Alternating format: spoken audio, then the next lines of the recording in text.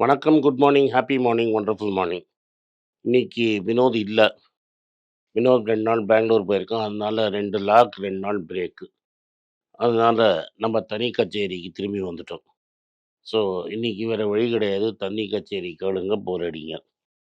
இன்னைக்கு வந்து ஒரு இம்பார்ட்டன்ட்டான விஷயத்த பத்தி நான் பேசணும்னு நெனச்சேன். சனிக்கிழமை மெட்ராஸ்ல பப்ளிக்குக்கு முதல் ஈவென்ட் பண்ணோம். 1200 பேர் வந்திருந்தீங்க. அன்னைக்கு கார்த்தால ஒரு இன்சிடென்ட் பண்ணேன். அது என்ன ரொம்ப டிஸ்டர்ப் பண்ணிட்டு.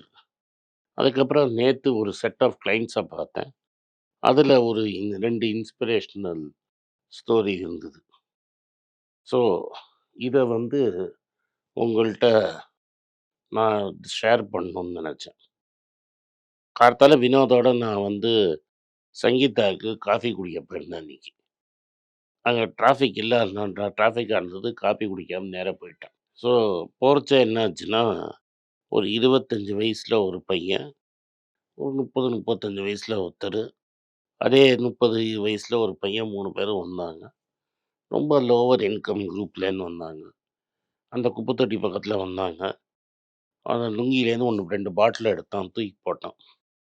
கார்த்தால ஒரு 10 மணி, 10:30 மணி இருக்கும். எனக்கா ஒரே ஷாக்கா இருந்தது. அத வந்து என் தம்பி சொன்னான், "அது ஹாஃப் பாட்டில்" அப்படின்னான். 2 ஹாஃபு அப்படின்னான். ஆப்வியஸ்லி அந்த பசங்க குளிச்சுலாம் இருந்திருந்தாங்க. அதனால நேரா வந்து குளிக்காம நைட் அடிச்ச சரக்கு இல்ல அது. கார்த்தால இந்த 25லேருந்து 35 வயசுக்குள்ள இருக்கிற பசங்க 3 பேரு சரக்கு அடிச்சுட்டு, பாட்டில் யார் கண்லயும் படாம இருக்கிறதுக்கு ஓரமா கொஞ்சம் எடுத்துட்டு வந்து போட்டிருக்காங்க. அவங்க வந்து ஒரு பெரிய பணக்கார பேக்ரவுண்ட்லேருந்து வந்தாங்க அப்படின்னு என்னால சொல்ல முடியாது. அவங்க இந்த டெய்லி வேஜோ, இல்லாட்டா இந்த பெயிண்டிங் அது மாரி ஏதோ வேலை செய்றவங்க. இது மாரி ஹேபிட்ஸ ஏன் பிக்கப் பண்ணிக்கிறாங்கங்கிறது எனக்கு தெரியல. பட் இது முக்காவாசி நான் பார்த்த வரைக்கும் என் வாழ்க்கையில, இந்த தம் அடிக்கிறது, தண்ணி அடிக்கிறதெல்லாம் வந்து ஸ்கூல், காலேஜ்ல பிக்கப் பண்ணிக்கிறது தான். மெயினா காலேஜ்ல பிக்கப் பண்ணிக்கிறது. பியர் பிரஷர்னால பிக்கப் பண்ணிக்கிறது. இல்ல ஜாப்ல பிக்கப் பண்றதும் பியர் பிரஷர்னால பிக்கப் பண்ணிக்கிறாங்க.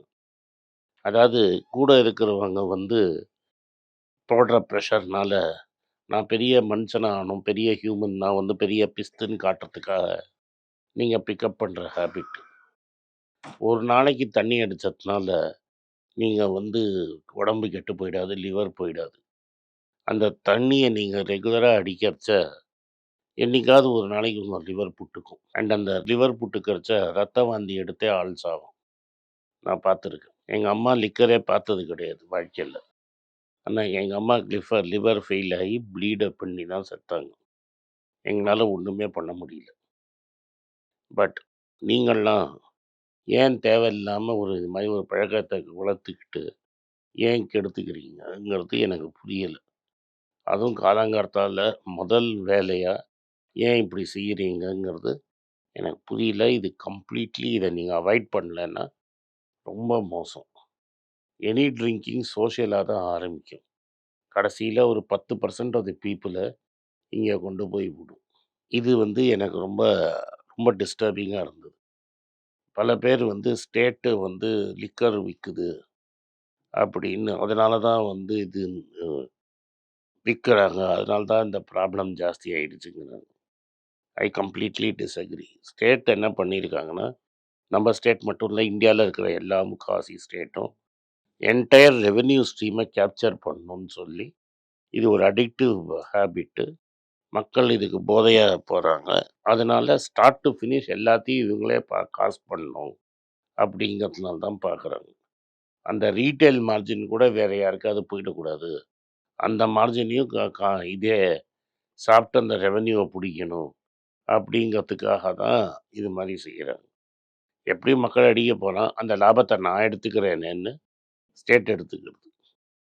அது மட்டும் இல்ல. ஆந்திர பிரதேஷ்ல என்ன பண்ணிட்டாங்கன்னா, அந்த கம்பெனிய கடன் வாங்க வச்சு பாண்ட் போட்டு, அடுத்த 10 வருஷத்துக்கு வரப்போற ரெவென்யூவ இன்னைக்கே பாண்டா போட்டு கவர்மெண்ட் பணத்த எடுத்துடுச்சு. இது எல்லா கவர்மெண்ட்டும் பண்ணும். இது ஆந்திர பிரதேஷ் பிவரேஜஸ்ன்னு கம்பெனி பேரு. அவங்க இத பண்ணியிருக்கிறாங்க. பாண்டு வித்திருக்காங்க. நான் என்ன சொல்ல வரேன்னா, ஆப்புங்கிறது அங்கங்க இருக்கும்.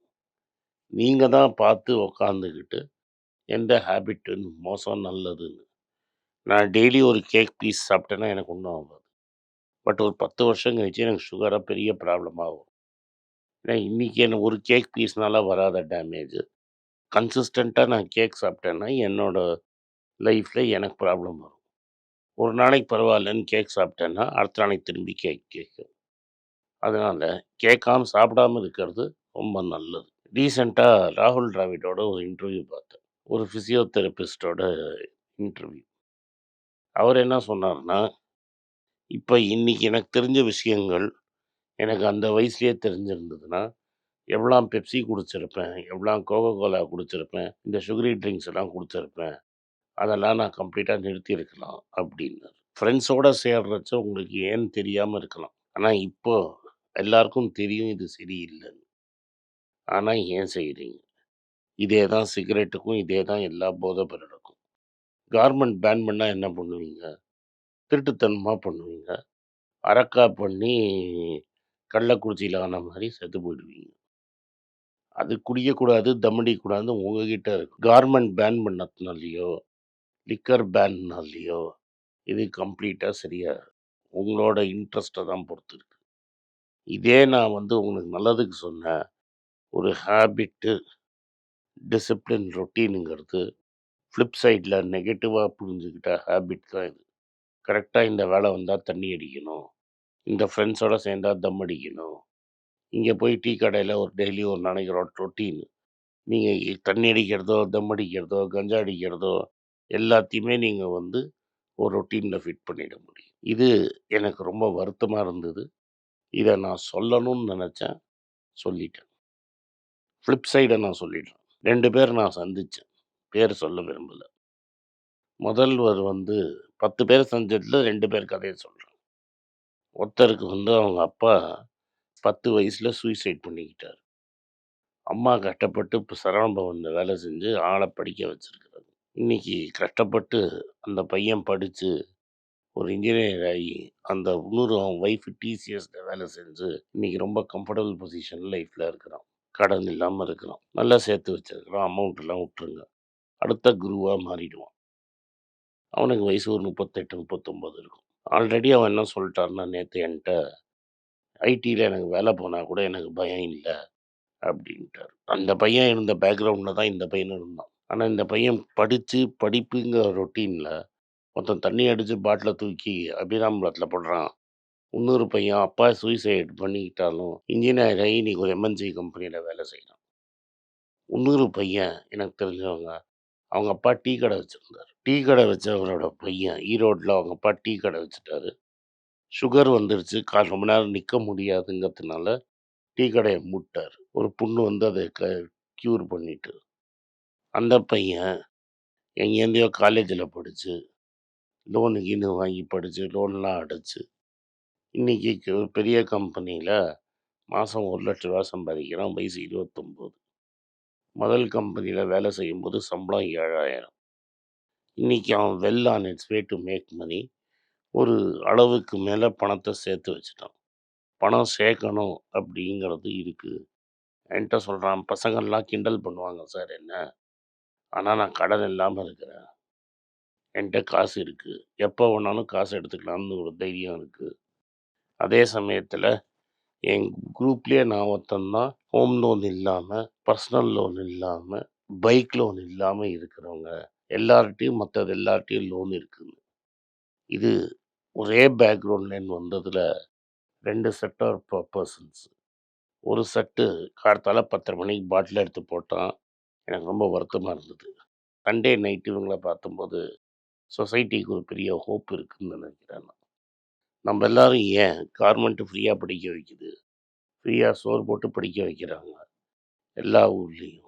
கஷ்டப்பட்டு படிச்சு, இந்த பசங்க மாரி சேர்த்து சொசைட்டிக்கு ஒரு ப்ளஸ்ஸா ஆளாம, ஏன் இப்படி நெகட்டிவ் ஹேபிட்ஸ பிக்கப் பண்ணிக்கிறீங்க? பண்ணாம இருங்க. உங்க குடும்பமே நல்லாருக்கும். நீங்க பண்றதுனால நீங்க மட்டும் அழியல. சேர்த்து வச்சு உங்க குடும்பத்தையும் அழிக்கிறீங்க. அவாய்ட் பண்ணுங்க. நெகட்டிவ் ஹேபிட்ட அவாய்ட் பண்ணுங்க. விளையாட்டுக்கு கூட பண்ணாதீங்க. நன்றி, வணக்கம். இந்த வீடியோ உங்களுக்கு பிடிச்சிருந்ததுன்னா வீடியோவ லைக் பண்ணுங்க. எங்கள் சேனலை சப்ஸ்கிரைப் பண்ணுங்கள், பெல் நோட்டிஃபிகேஷன் தட்டுங்க. இந்த வீடியோ முடிஞ்சால் உங்கள் சொந்தக்காரங்களுக்கும் ஃப்ரெண்ட்ஸுக்கும் அனுப்புங்க. நன்றி, வணக்கம். வணக்கம். எனக்கு ஒரு விஷயத்தை அட்டென்ஷனுக்கு கொண்டு வந்திருக்காங்க. என்னோட ஏஐ ஜென்ரேட்டட் இமேஜை பார்த்து யாரோ ட்ரேடிங்க்கு பணம் கொடுத்து ஏமாந்துருக்காங்க. ப்ளீஸ், உங்களுக்கு நான் பல தடவை சொல்லிட்டேன், இப்பவும் சொல்கிறேன், நான் யார்கிட்டையும் பணம் டைரெக்டாக வாங்குறது இல்லை, அப்பாயின்மெண்ட் பார்க்குறதே கிடையாது. அதனால் என்னை பார்க்கலான்னு யாராவது காசு கேட்டாங்கன்னா இல்லைன்னு சொல்லிவிடுங்க. அடுத்தது, ஒரு இமெயில் ஐடி இருக்குது, அதில் போட்டால் எங்கள் டீம் கான்டாக்ட் பண்ணுவாங்க. அது டைம் ஆகுதுன்னா வினோதோட இன்ஸ்டாகிராம் அக்கௌண்ட்டில் வினோத்தை மெசேஜ் பண்ணுங்க. அவன் என் தம்பி, அதுலேயும் அவன் காசு கேட்க மாட்டான். காசு கேட்குறாங்கன்னா ஏமாறுறீங்க. யார் என்ன சொன்னாலும் கம்பெனிக்கு செபி அல்லது ஐஆர்டிஏ அல்லது ஆர்பிஐ ரெஜிஸ்ட்ரேஷன் இருக்கணும். இந்த 3 ரெஜிஸ்ட்ரேஷன் ஏதாவது இருந்தால் தான் உங்களோட பணத்தை நீங்கள் கொடுக்கணும். நீங்கள் இன்கேஸ் ஆஃப் இன்சூரன்ஸ் டைரெக்டாக இன்சூரன்ஸ் கம்பெனிக்கு தான் கொடுக்கணும். இன்கேஸ் ஆஃப் ட்ரேடிங் நீங்களே புரோக்கர்கிட்ட போட்டு ட்ரேட் பண்ணணும். மியூச்சுவல் ஃபண்டும் கம்பெனிக்கு தான் கொடுக்கணும். த்ரூ எக்ஸ்சேஞ்சு நீங்கள் வாங்கிக்கலாம். இதெல்லாம் எதுக்கு நான் உங்களுக்கு சொல்கிறேன்னா, யாரையாவது சொல்கிறாங்கன்னு நம்பி ஏமாறாதீங்க. உங்களுக்காக நான் ட்ரேட் பண்ண முடியாது, அது இல்லீகல். நான் ட்ரேடும் பண்ணுறது கிடையாது. அதனால் ட்ரேடிங் ப்ராஃபிட் பண்ணி தரேன்னு சொல்கிறது ஏமாத்தல். எனக்கு ட்ரேடிங் பண்ண தெரியாது. என் பேரை சொல்லி ட்ரேட் பண்ணி உங்களுக்கு ப்ராஃபிட் ஷேரிங்னா ஃப்ராடு, ஏமாற்றம். நான் யார்கிட்டையும் காசு கேட்கல, கேட்கவும் மாட்டேன்.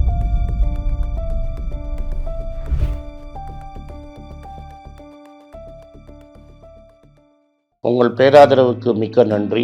நான் டோட்டலாக 5 புஸ்தகங்கள் எழுதியிருக்கிறேன். 3 ஆங்கிலத்தில் எழுதியிருக்கிறேன்.